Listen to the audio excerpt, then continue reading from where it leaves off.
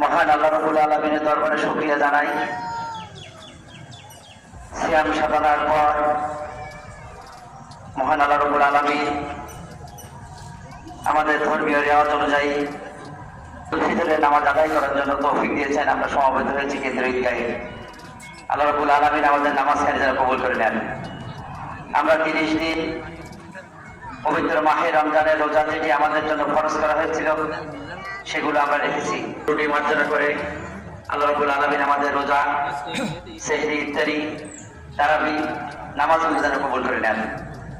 জানি না আগামী ঈদুল ফিতর আসবে, আমরা যারা এখানে সমবেত হয়েছি কার ভাগ্যে আমাদের সেই নামাজ আছে, কার ভাগ্যে সেই রাব্বুল আলামিন বলতে পারবেন। শাহনগর কেন্দ্রীয় ঈদগাহ একটি ঐতিহ্যবাহী ঈদগাহ। এই ঈদের ইতিহাসে আপনারা সকলেই জানেন। আজকের সাধারণ সম্পাদক, সহসভাপতি সহ এখানে যারা জনপ্রতিনিধি ছিল, যারা এই ঈদগাহ হিতৈষী ছিল, তারা সকলে মিলে আজকে ঈদগাহকে একটি বাস্তব রূপ দিয়েছেন। আমি ধন্যবাদ জানাই, কৃতজ্ঞতা জানাই যারা এই জ্ঞান, অর্থ এবং কায়িক পরিশ্রম করে, সময় ব্যয় করে যারা ঈদগাহকে এই পর্যন্ত নিয়ে এসেছে তাদের প্রতি আমি কৃতজ্ঞতা জানাই। ইন্তেকাল করেছেন আল্লাহ মহান আল্লাহ রাব্বুল আলামিন তাদের যেন জান্নাতুল ফিরদাউস নসিব করেন। এই ঈদগাহে যারা খেদমত করেছেন, এই ঈদগাহে যারা নামাজ আদায় করে ইন্তেকাল করেছেন, মহান আল্লাহ রাব্বুল আলামিন তাদের যেন জান্নাতুল ফিরদাউসের উচ্চ মাকাম দান করেন। সম্মানিত প্রিয় মুসলিম, আমি এই ঈদগাহে প্রথম নামাজ আদায় করছি। আপনারা সকলেই জানেন যে আমরা এখন ধরেন আমরা প্রাচীন পানি গেট করতে হবে, তাই একদিনে এক বরাদ্দে উনি দিতে পারবেন না। উনি বছরের প্রতিটা দাবি রাখছি যেন যাতে এই ঈদগাহর কাজ সম্পন্ন হয়। এবং বর্তমানে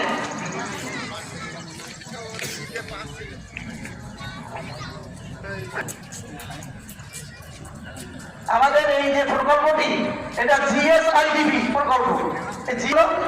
যত আমার একটা খাতা আছে, খাতায় কত টাকা খরচ আছে আমি খরচ লিখে যাচ্ছি।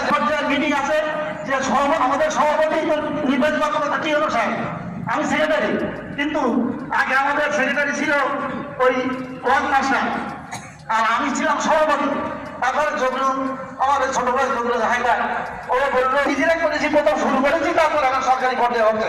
কিন্তু আমি যতটুকু পারিছি করেছি। আমার পরে যারা উপরে ম্যানেজমেন্টের দায়িত্ব সুন্দরভাবে কাজ দেখে শুনে করে এগিয়ে নিতে পারে, আমি এই আশাবাদ ব্যক্ত করে আমি আমার বক্তব্য শেষ করছি। আমি মনে করেছিলাম যে আপনাদের সামনে কথা বলতে পারবো না। আমি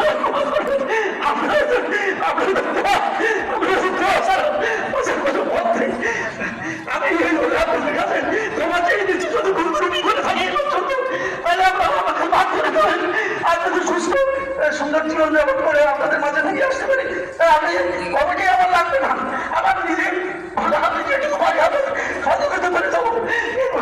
এই বসে আমি আমার বক্তব্য শেষ করছি। আল্লাহ হাফেজ। আমি লক্ষ্য করছি এইদিকে জায়গা নেই, আবার ওদিকে ফাঁকা। আপনাদের কাছে বিশেষ আহ্বান জানাচ্ছে যারা দাঁড়িয়ে আছেন এই